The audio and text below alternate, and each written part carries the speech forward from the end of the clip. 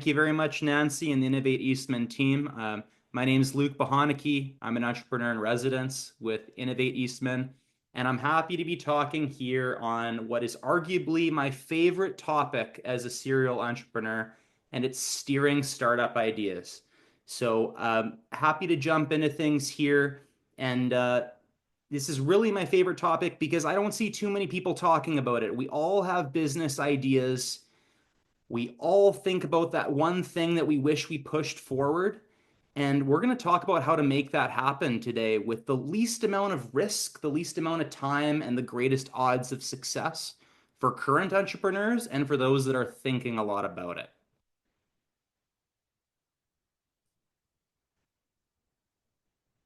So, in terms of what we're talking about today, this is brand new content. Again, I'm thrilled to go through this topic. Most people, as I put up the table of contents here, I'll walk through it. Most people never start.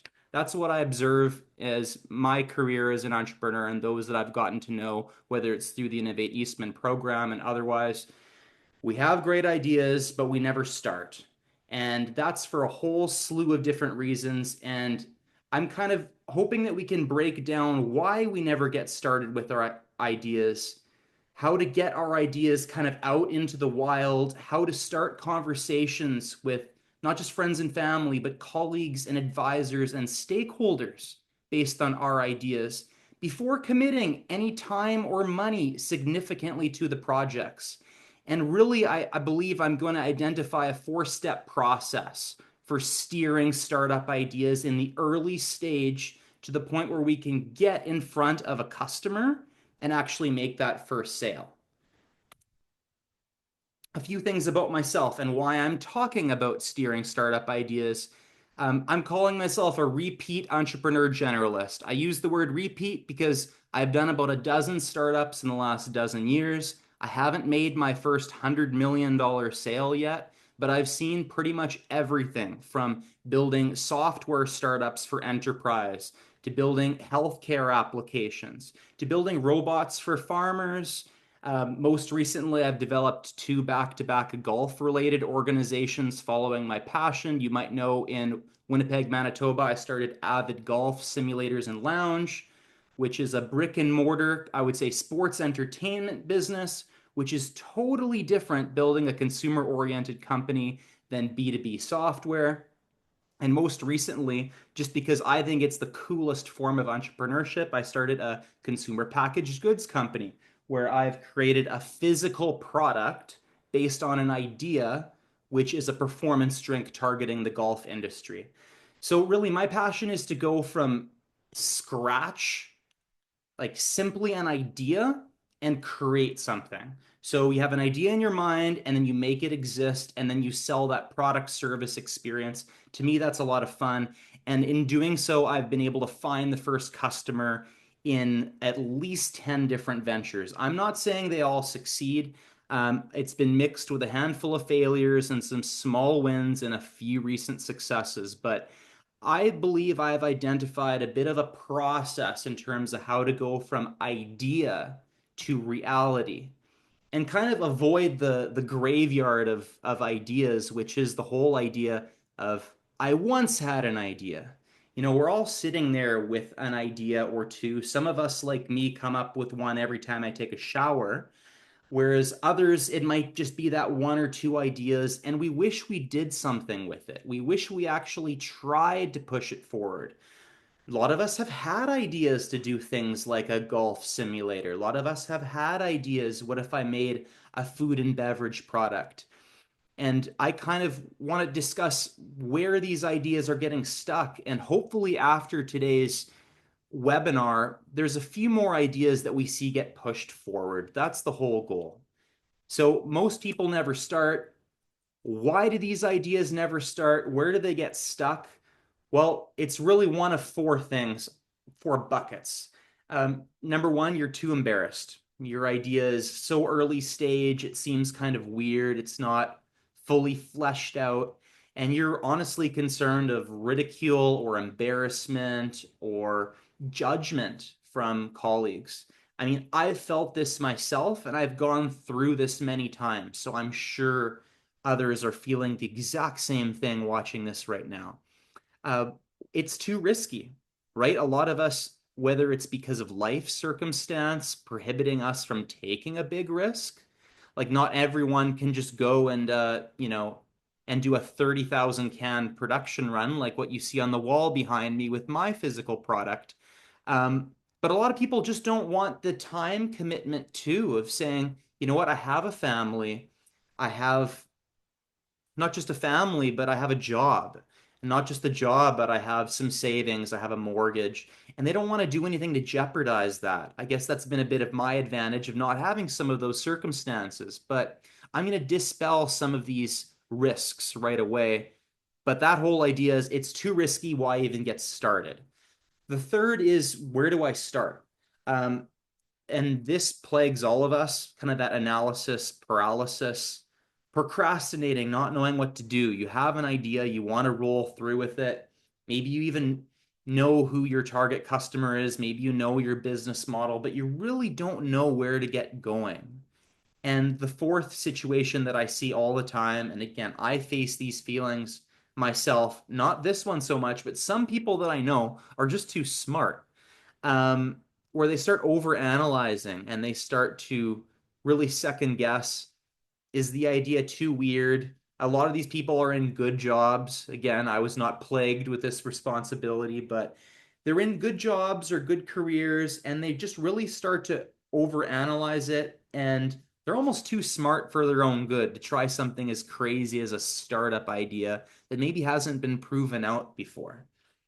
So these are ideas kind of why somebody wouldn't move forward with an idea.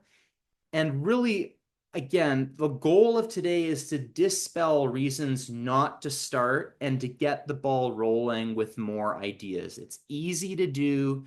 You don't need to deal with over risking yourself, over exposing yourself at the beginning. You should be a little embarrassed at your idea at the beginning. Otherwise, it's probably not a cool enough concept. And the idea of where to get started and does it make sense, these aren't things you should even concern yourself about. So I would like to see more ideas just make it to market. And I keep pushing myself with this message. So hopefully this pushes some of you watching now. Because really, there's no such thing as a bad idea. I would say on the flip side, there's almost no such thing as a good idea, but particularly, there's no such thing as a bad idea. Again, I just created a consumer packaged goods, a performance drink company, um, where I'm currently headquartered out of South Florida. So perhaps the Innovate Eastman community will be a little jealous that it's a little warmer right here for the moment, but I'm essentially selling a drink to golf courses across the United States today. And this didn't start as a drink. This started as a viral marketing ploy where I thought I was going to create a unique container that was going to contain some generic liquid, and I was going to use this to create some type of viral marketing campaign. I didn't really understand my own concept. To me, it sort of made sense. But at the end of the day, whether it's a good or bad idea, it doesn't matter as long as you get started and start having the conversations. You just got to get something out there. That's what I did with my weird idea. And then my weird idea turned into arguably a good idea. And now we have, in the last couple months, dozens of golf courses across Florida and the US. We're growing, we're expanding, we're doing our first investment round. We have a team of a few people, and we're slowly but surely blowing up the internet. So it started with a weird and embarrassing idea. I was almost too embarrassed even to start the company. And we could look at a big, established, successful story like YouTube as well. Most people don't know this, but YouTube started as a video dating platform. So they actually launched on Valentine's Day in 2005 a video dating platform. And very quickly, they just noticed from their users that that initial idea, when they actually got it in front of a few more people, turned out to not be exactly how people wanted to use their platform or the problem that they were even solving. So I mean, I don't think they were as embarrassed about their idea as I was about mine, but the whole point is whether it's a good idea or bad idea, just get your concept in front of people, get your idea out there because you'll never know what it'll turn into. And again, YouTube today, 2.7 billion monthly active users. No, they're not a video dating platform, despite some of the ads you might see. And again, through our business, we went from a weird marketing concept to all of a sudden realizing the core product or the core value we bring is totally different just from really developing the idea, having conversations, and validating. Really, the mindset that we want to push forward in today's conversation and in general as an entrepreneur is the whole idea of just start. Sure, entrepreneurs get the buzz and the hype for, taking risk, but really taking action is so much more important than taking risk. Um, Really great ideas often start ugly, and really we should be ready to develop the idea, to iterate and to pivot really above everything else. Because no matter what you come in with, that concept is probably going to change. So don't get too stuck on the idea. And then, just like the first point of just start, really just execute. Just start having those conversations, tweaking what you have, getting it in front of better and better types of people to kind of hone in on what you have and get closer to something that could turn into a business. And that's what we're focusing on today is how to inch forward through the baby steps. So you don't need to decide today, am I going to start a new company that's going to require 5,000 hours of work or $50,000 of cash. We don't even know that yet. So we don't know if this is something we want to stick with. We don't know what the conditions are. Let's figure that out step by step. So, who is this talk for? Who am I blabbing at? So, this is initially for first time founders. If you've never started a company before, and you have ideas, and you're not sure even if you want to start a company, this is for first time founders, first time entrepreneurs. This is also for repeat founders, repeat entrepreneurs. Every time I go through this process, I honestly need to scratch my own head and give myself a little kick in the pants and say, hey, you've done this before. You've gone from an embarrassing idea to existing product. You've done that loop before. I did that with Avid Golf in Winnipeg, and that company it's successful enough today that I'm able to be here in South Florida talking to you about a company that's doing well in Winnipeg. So that's a success story. And I'm still struggling with my next business. How do I get started? What do I do? Who do I talk to? How do I determine whether to go forward or not? So this is for repeat founders. For active founders, which many of us are as well, and this would be myself included. We have a business, we have an idea, but even within that idea, we're innovating. Even within our own idea, we're still needing to come up with the next marketing strategy. We're still needing to come up with the next video. I'm planning a video shoot right now for the business. What is that next concept? How do we determine which concept is worth throwing some money at? Maybe we can do a minimal test or something, or talk to some of our advisors and figure out what that is. So each individual step within a startup can be seen as kind of going from idea to reality. And that's where I mention entrepreneurs. I don't think any of us should have an ego about an entrepreneur or an intrapreneur. It's again, the whole idea is that action is more important than risk taking. If an entrepreneur has an idea, if you're an entrepreneurial thinker inside of an existing company and you're wanting to move that idea forward, this is certainly for you. So the four stages, the four hoops that we're going to jump through here, it's really, again, to go from idea to potential reality here. It's number one, it's brainstorming or developing that idea.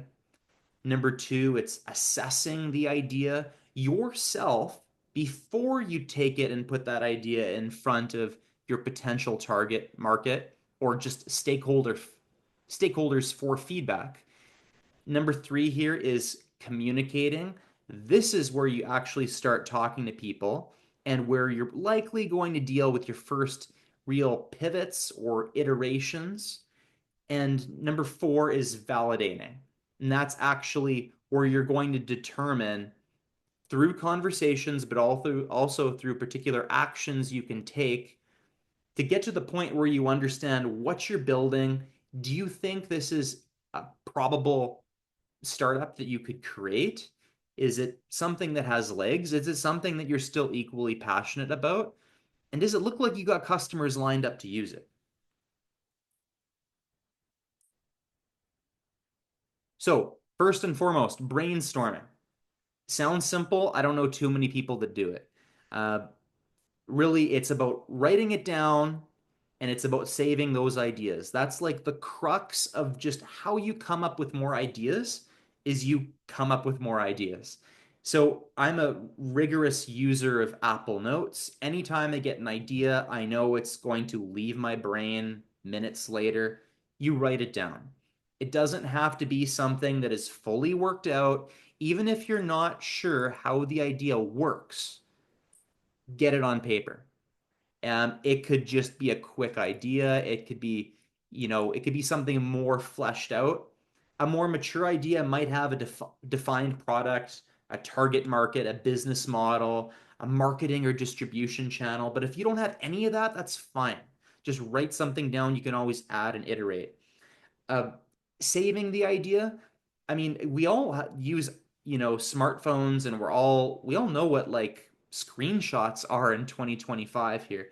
So the idea of being able to like see something that you like on Instagram, recording a 10-second video of your screen and saving that into a folder called cool business ideas is valuable because you might be later trying to share that idea with someone or even understand your concept better. Use the visual, use the idea, take a screenshot, put it in a saved folder on your iPhone. Um, Through the brainstorming phase, you just want to capture every idea, no matter how raw it is. And really, it's about quantity over quality. That's okay. There's a little picture of me on the screen here where I spent 4 hours with industrial earmuffs on, where I was going, where I just built a massive mind map of different ideas related to a particular business idea. And it wasn't about what's right or wrong. It was just to get a whole bunch of ideas out there. I spent the first 3 hours just writing everything down, forcing myself to think and be in a deep state of concentration. And then the last hour was really going back and highlighting, were any of these ideas like legitimate? Was there a consistent theme? And then I wrote those ideas down somewhere else. So quantity, quantity, quantity, without judging your own ideas so much. And then the fourth part here of brainstorming, I would say know where and when and how you best think. For me, in a perfect world, I know we can't all do this, with families and job commitments and just life and travel restrictions too. But you know that creative space. For me, I know that when I jump into the shower, I'm likely going to come out of there with an idea or two. I know that if Luke is able to take a 1 week vacation, I know that after that week, I'm going to start developing good ideas. So I think once in the last 5 years, I took a 2 week vacation, and most of the second week was just me working and writing things down hilariously, just because I was so locked into my mind just wandering in different directions and ideas came up. So you need to understand sometimes it can be tough because you get so caught up in the minutia of your own job, your own work, your own family life. Um, and then sometimes you forget to break out from that and actually think freely like a child would. But that's important too. So just know your creative space and try to get into that. Like it could be going for a walk each day or whatever it is. But whether you're creating a business or whether you just want to add more value to the company you're at, know your creative space. And the second part of this brainstorming is developing. So, developing the ideas, we're really talking on a very rudimentary level here. Um, It's after you already have these ideas written out. You already made your note in your Apple Notes. You already took your screenshot. You already have your general ideas written out. So yes, there's the brainstorming part, and after you get the ideas down, it's this is where you develop the idea. And this is where you have your list of maybe ideas you've come up with, you've spent some time, and this is where you actually do something with it, but you're still doing something yourself. So this is where I would do one of four things with your ideas that you've brainstormed as you're steering your startup ideas. Number one, you'll be doing a written type of development. This is something like a lean canvas. I'm not going to go into this today, but if you believe or if you've heard of lean startup methodology by Steve Blank, and there's a book by Eric Ries, um, this is where the idea is basically you come up with a business plan, but you come up with it really quickly, and then you're able to rapidly test things.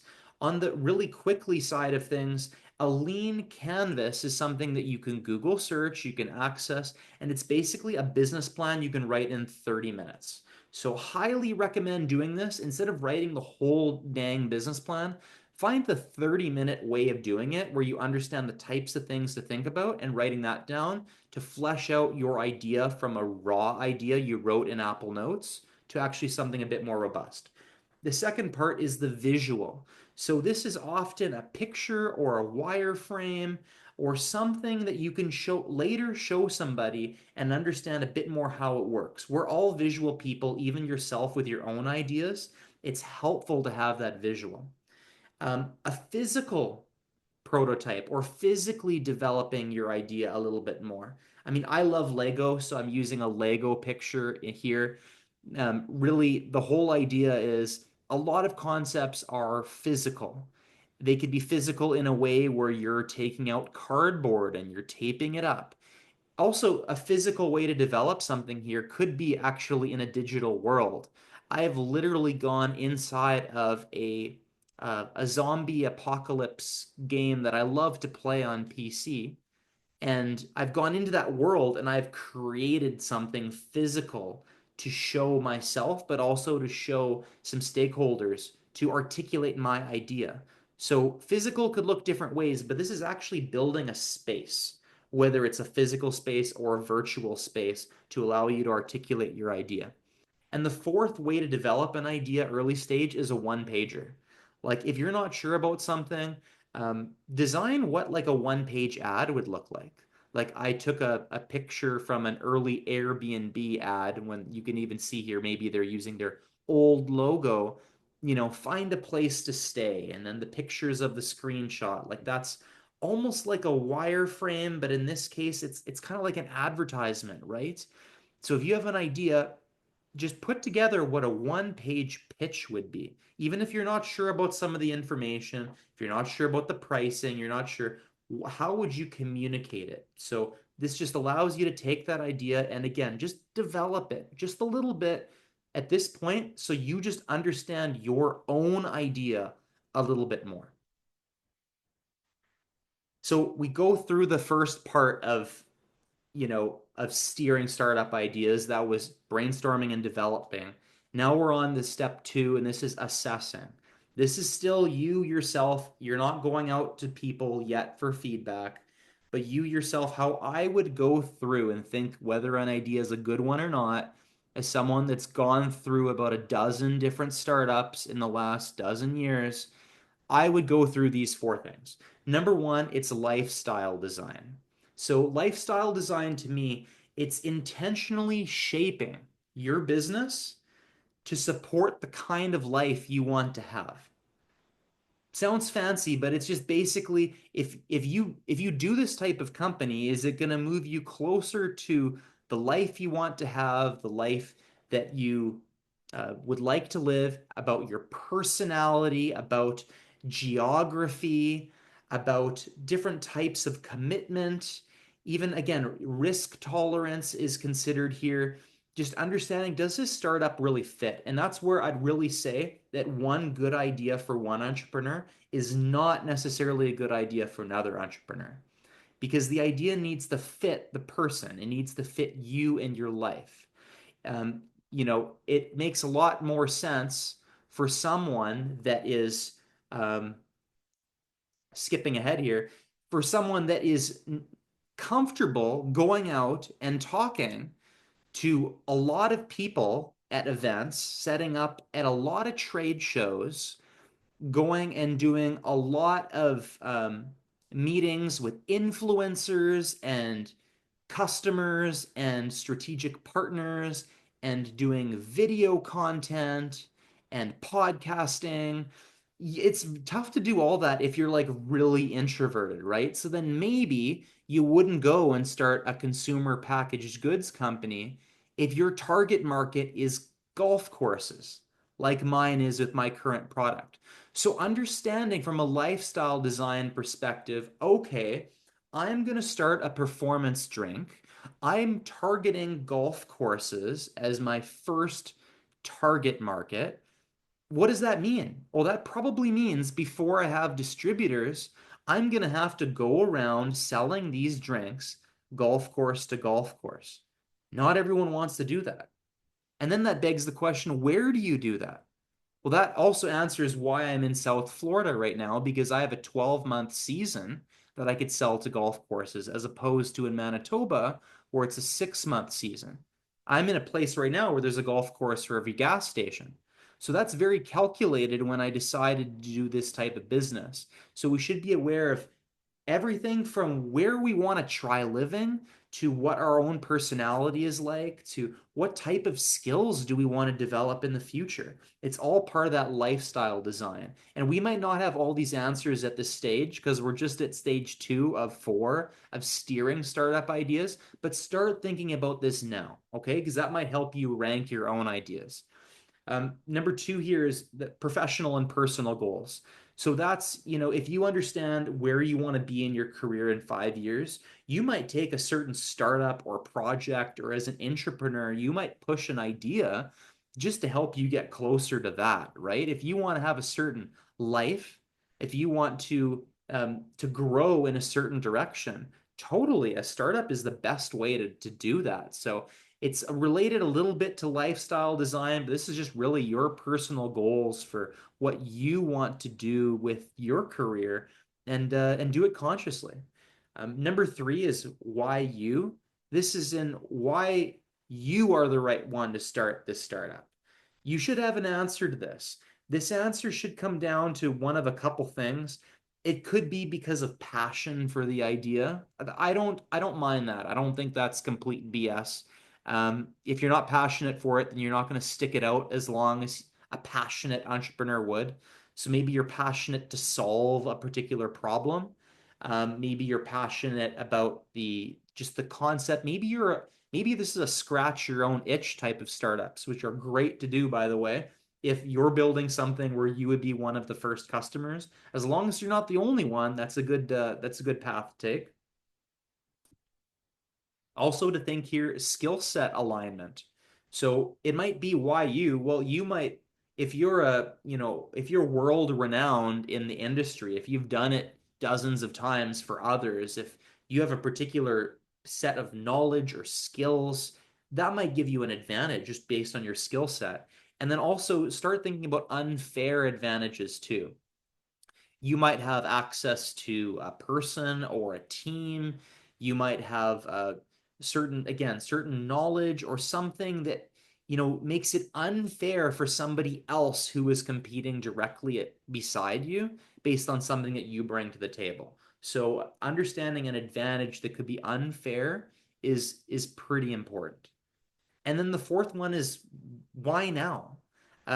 That's important too, because I've done startups where I'm swimming upstream and where I'm swimming downstream. Swimming upstream meaning you have trends in the industry that are working against you. It could be regulation, politics. It could be something totally different, but really swimming downstream is what you want. And that's where these factors are working in your favor. That's where the market's just growing. And it really doesn't matter if your product is only a 7 out of 10, because the market's just growing so fast that the customers are going to eat it up anyways. That was honestly how I felt when I launched Avid Golf, my golf simulator in Winnipeg, because there was only one real competitor, and that competitor was so busy that I knew if I opened up across the street from them, and if they have bright lights, we'll go dim lights. If they have low chairs, we'll do bar top seating. And I just really did some things different, and I did some things to improve. But basically, other than just opening up another location, I kind of felt like it was going to be successful just because we were swimming downstream. The market was asking for this, as opposed to trying to fit something in, trying to fit, a square peg into a circular hole or some expression like that. So, those are all things I would certainly think about.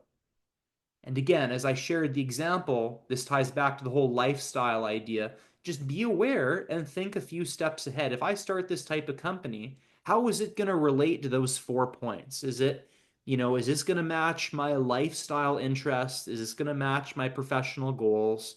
Why are you the right person to do this? And why is this the right timing right now to kind of go forward with it? Step number three of steering startup ideas.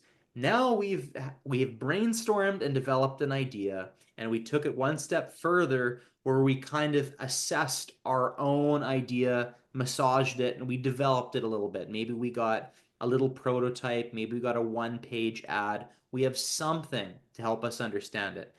Now we're going to communicate it. So this is where we're turning kind of to the outside world to get feedback.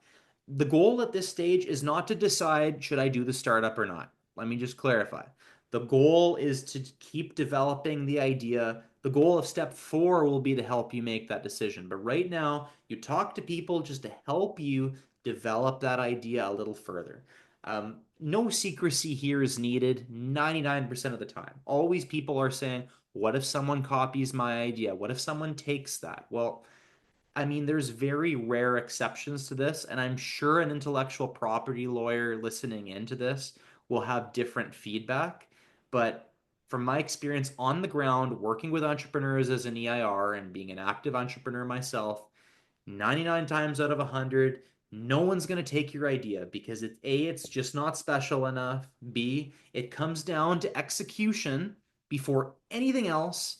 And C, it's just hard. Like most people just don't want to spend that level of effort to build a startup. So you would have to find somebody that has the most crazy timing that wants to do the same thing as you and maybe has an unfair advantage for themselves.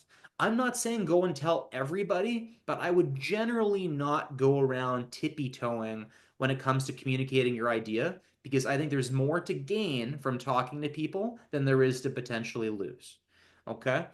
Stakeholder feedback, really, there's a few stages to kind of go through here, but this is where you start talking to people. Um, it's really how you want to do this is simply by asking for help. You're going to clearly ask for help and you're going to be prepared to show people the idea that you've developed. Again, this could be that picture, that could be the one pager, but it's a little bit more than just that idea you wrote down on Apple Notes. Where do you ask for help? Anywhere. This is generally like phone, email, social media, in person. When I was trying to get feedback on my last two golf related companies where I was kind of deliberate about this, I reached out on social media. I reached out on Instagram and LinkedIn. I designed a little post saying I was looking for advice. I was looking for help on these subjects. People responded, and that started the conversation. Who do you want to talk to? Well, you want to talk to people that are either in your target market or people that know your target market. I would say a bit more generally, you just want to talk to stakeholders that have some perspective on what you're doing. That's probably not talking to mom and dad and son and daughter and brother and sister and aunt and uncle.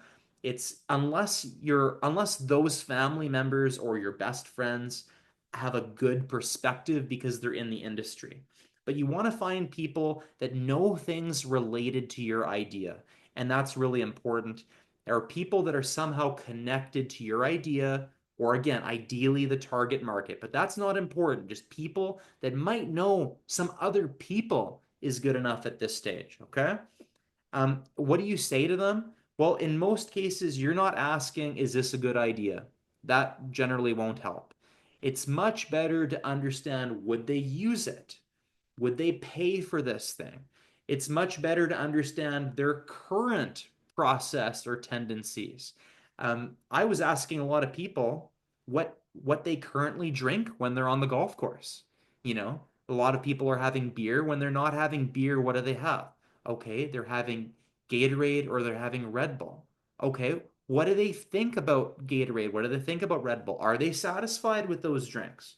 So there was a lot of questions like that before I understood, okay, there's a little bit of a gap between what people want to drink when they're on the golf course and what's available. But if I just said to people, is this a good idea?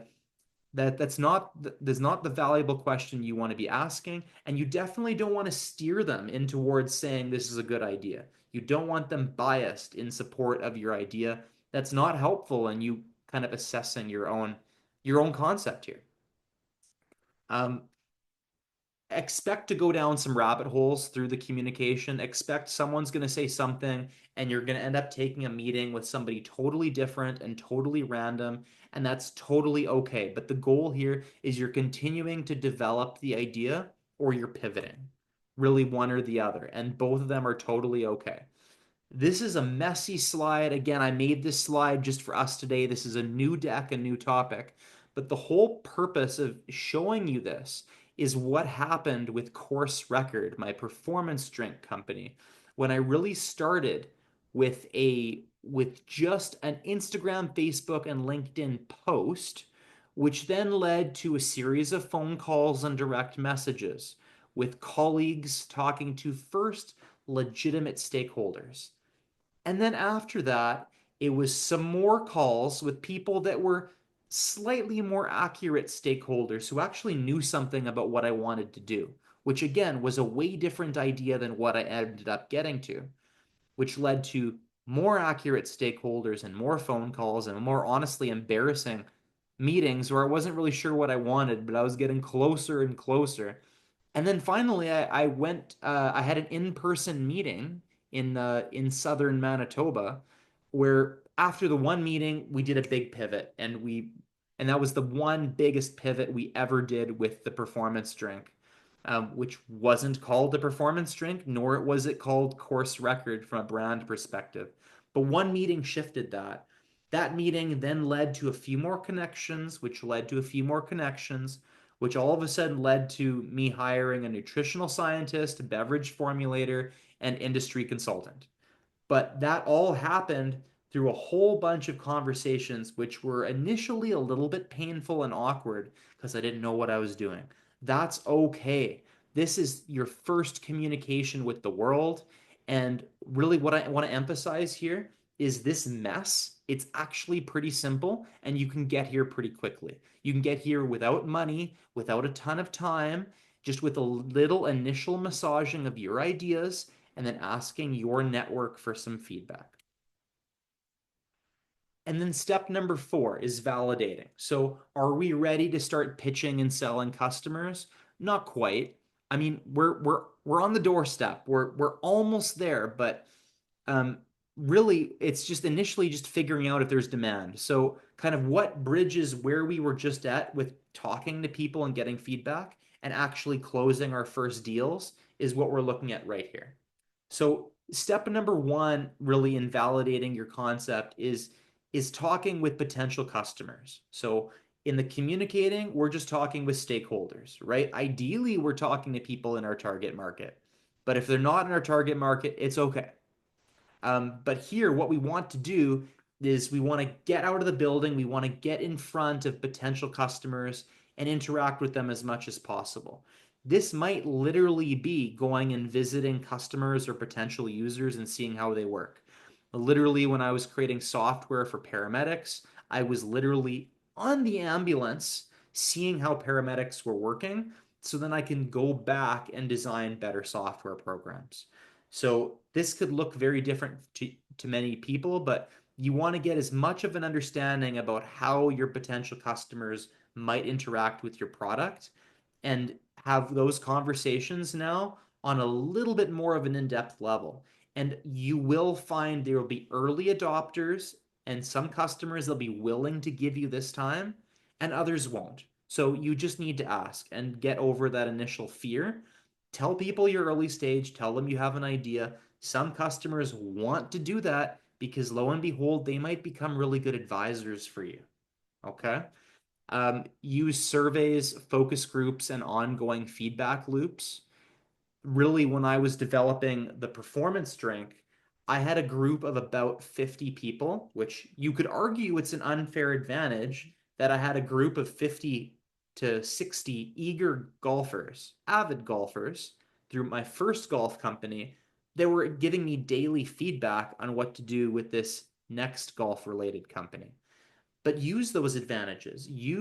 Do surveys, do focus groups, have a group of people that agree to let you bug them from time to time with ideas. This could be as simple as designing your logo or your brand book. This could be asking them, in my case, hey, how much caffeine should I put in my product? Should I have no caffeine, 40 milligrams of caffeine? Should it be like a full cup of caffeine? How much sugar should I have? I was able to ask the right people these types of questions to kind of fine tune the product, the branding, the messaging, the website. The third piece here is build a simple version of your product and test these assumptions. That's in a perfect world, which we're going to show you an example right away. You're able to build something that is simplistic and really see how people are interacting with it. Um, these could be paying customers. I don't think that's wrong. I think as soon as you feel like you're offering enough value, you should be getting cash. They should be willing to give something up like that. But really, at this point, it's just getting something that's as close to a finished product as possible to see how real customers would go through it. And really, you're continuously validating here. Even after you initially get traction, which I equate traction to like actual customers, actual sales, actual metrics that matter moving forward, not just people saying, yeah, that's good. Yeah, I love that sort of thing. Traction is a bit more tangible. Validation is a bit more intangible. Generally, traction will happen after you get validation. Validation lags behind, but it never ends. That's my whole point here. It never ends. Um, and you want to clarify here the whole point of going through these four steps that we've outlined is to get to a point where you understand scope, budget, timeline, and commitment for your idea. Because before all this could just be a game or a little side project of understanding you have this cool idea. You maybe have 10 ideas, and through developing them, you figured out your favorite, and then you went through and you actually developed some idea with it, and then you got feedback from a bunch of stakeholders. But through all those stages, you don't really know, like, is this a company? What's the risk, right? Like everyone gets scared, oh, it's risk. Maybe it's not as expensive as you think. Maybe instead of being $150,000 to get this company started, maybe you could do it for 15, right? Maybe you can partner if it's software related, maybe you partner with a developer, you do it for free, you give up some equity. Maybe you realize, you know what, I don't need to quit my day job. I can do this on the side until we get to a certain point. That's exactly what Bold Commerce did, one of Manitoba's most successful stories in the startup community in the last couple decades. Jay Myers and the team, like look at the story of Bold. When Bold started, it was, I mean, that company, I might be wrong in my assumption, but that company might be worth $1 billion today. And that started with a group of four guys who kept their day jobs at the very beginning, and they just got something out in front of the market for customers. And then eventually they dropped the day jobs. But maybe you don't need to quit your day job. Maybe you don't need to invest more than hundreds of dollars. Maybe this is easier for you to start than you actually think. We're just giving ourselves excuses not to start.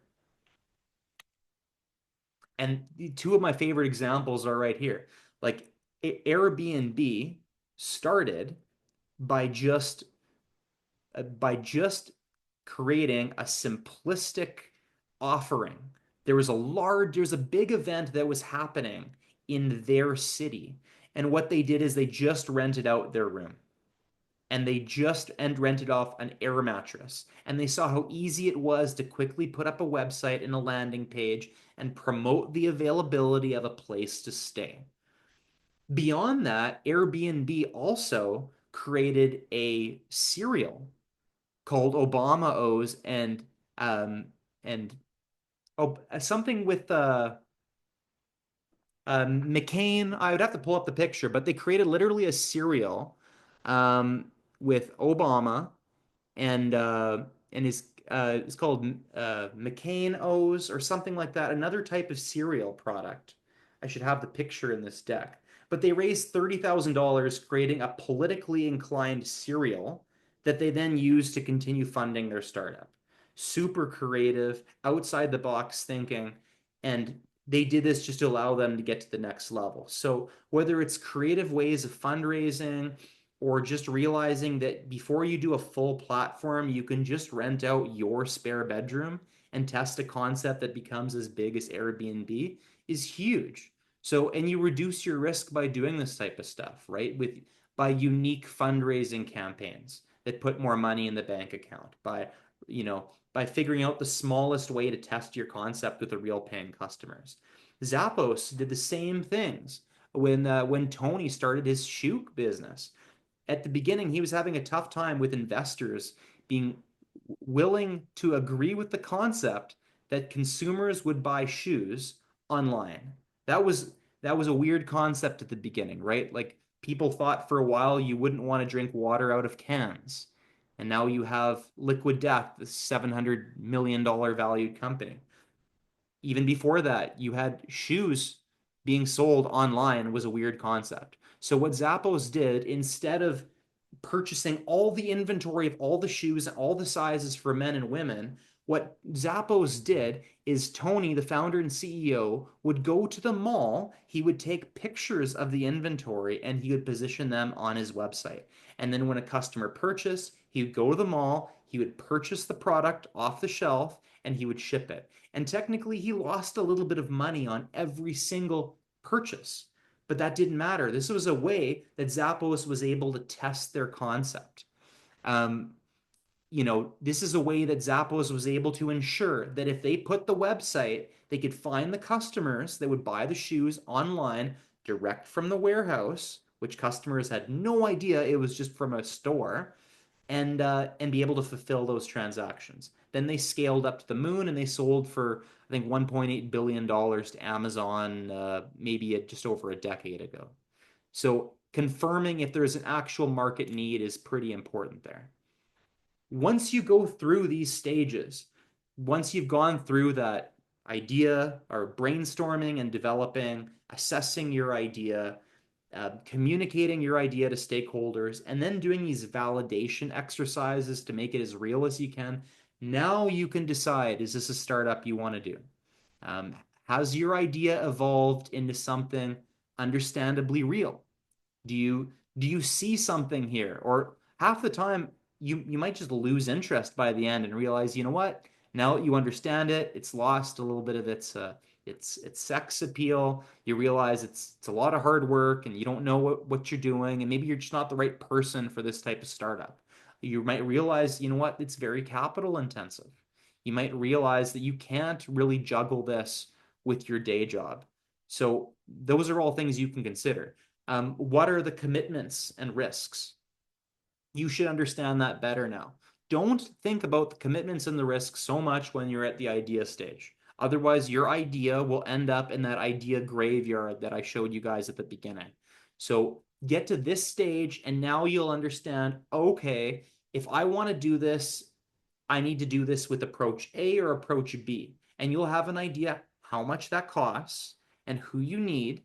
And if you don't have answers to those questions, you can now go back and talk. You can use the communicating step and talk to those types of stakeholders and get a quote on the website. You can go and talk to these types of stakeholders and understand, can you partner with someone? These are all things that you're now prepared to do because you have a better idea what your idea is in the first place. Can you accept these risks? That's the other question. Are you okay with what it might be? It's not doing a doing a beverage company is not low-hanging fruit when it comes to risk tolerance, because I understood that the only I don't think about minimum viable product. I like to think about minimum desirable product. The best way for me to do this product, I had to produce 10,000 cans per flavor.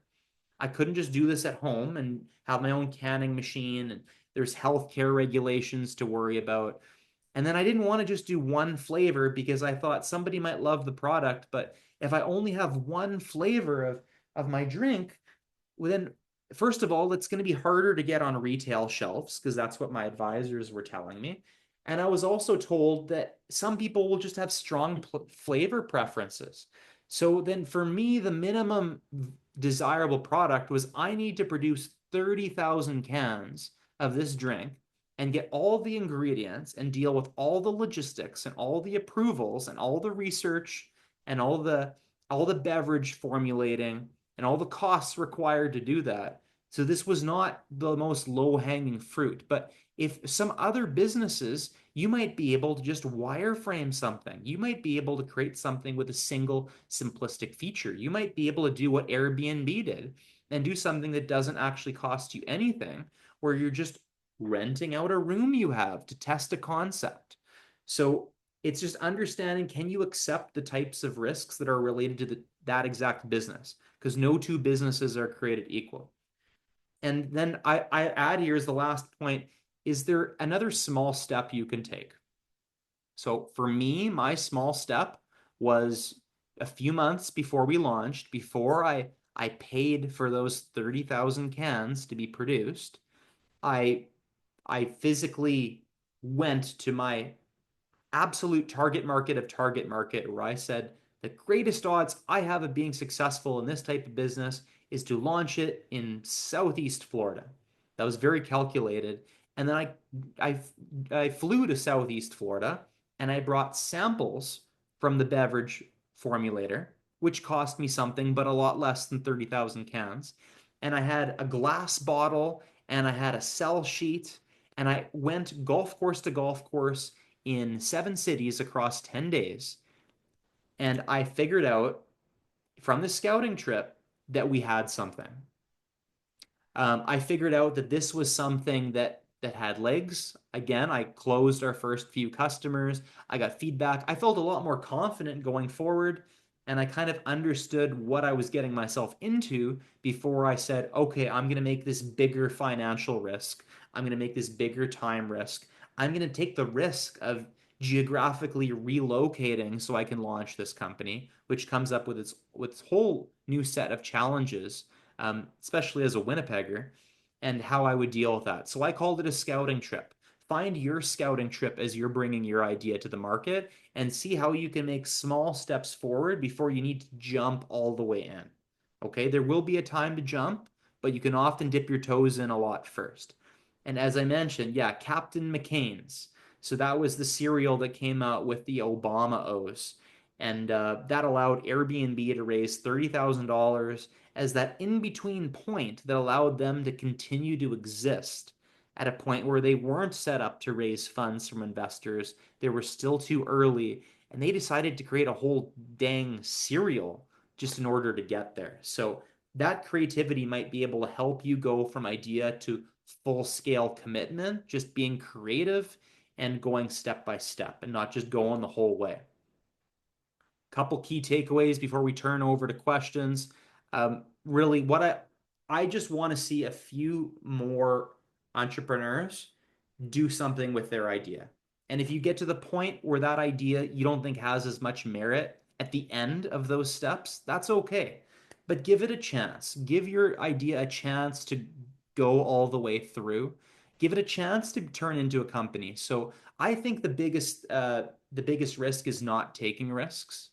And maybe you should too. Maybe you should think that way too. Because, you know, again, the risk is the perception of the risk is often bigger than it is. You're not sure what you're getting yourself into. You don't know if there's a market. Don't put yourself in a position where you end up thinking back and you're not sure if you were onto something or not. This is how you test it. Start now, risk later. Okay. There's no such thing as a great idea up front. Everything is just an idea. The only thing that will make it great is when you actually flesh out the idea, you discuss it with customers, and you validate it. So otherwise, it's just an idea. It might be an embarrassing idea. You might think it's a cool idea or crazy idea. It actually doesn't matter. It's just an idea. And there's no right way to start. Don't get analysis paralysis, being unsure where to start, where to go. If you know you want to start and go, just go and start asking questions and start asking for help and start asking people that you know if they know someone that knows something about topic A, B, C, or if they know someone that's in industry XYZ. If you do that enough, I had the privilege of being active in the entrepreneurship ecosystem. I got some friends in Manitoba, and I'm very fortunate to have that. But you can do the same thing too. You might have to send a few more messages. You might have to drive somewhere and ask a few questions. But in any event, you can count on people in the community to get you feedback to get to that next point. Um, there's no right way to do it, really. So, and if you know what the right way is, let me know because how I approach it changes a little bit every time, but I just get started. And that is the only difference between me and a bunch of my friends who say that they always want to try a startup is just Luke just keeps trying. Luke starts the conversation. Doesn't matter how embarrassing the idea is. I really hope that you're doing the same thing. And point four here, as we're concluding the session, is get involved in your startup ecosystem. Get involved with Innovate Eastman.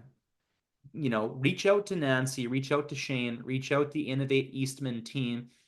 Go to the events, get involved.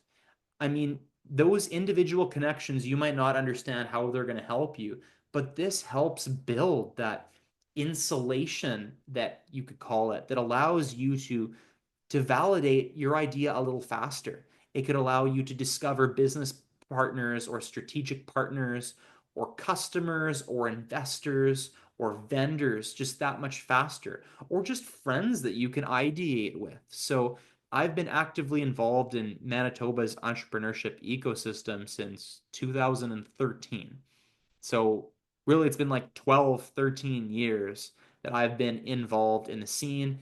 And, I can't say that attending a very specific event is exactly why I started a particular company, but the closest thing to, because I've met people at these events that I've started companies with. I've met people at these events that 6 years later, I'm asking them for feedback on some of these dang concepts. So get involved in the entrepreneurship ecosystem. Um, and perhaps this will be another opportunity too. The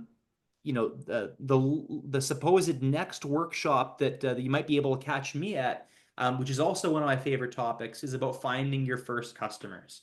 I had a podcast for a couple years where I was really blessed to interview successful founders and entrepreneurs on the crazy stories and process and what it took them to go from zero customers to one customer or to get their first few customers.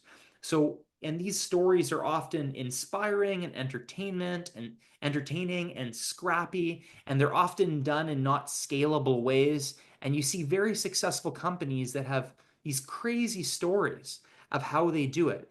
And I've kind of figured out a bit of a process or a structure of how you can do this.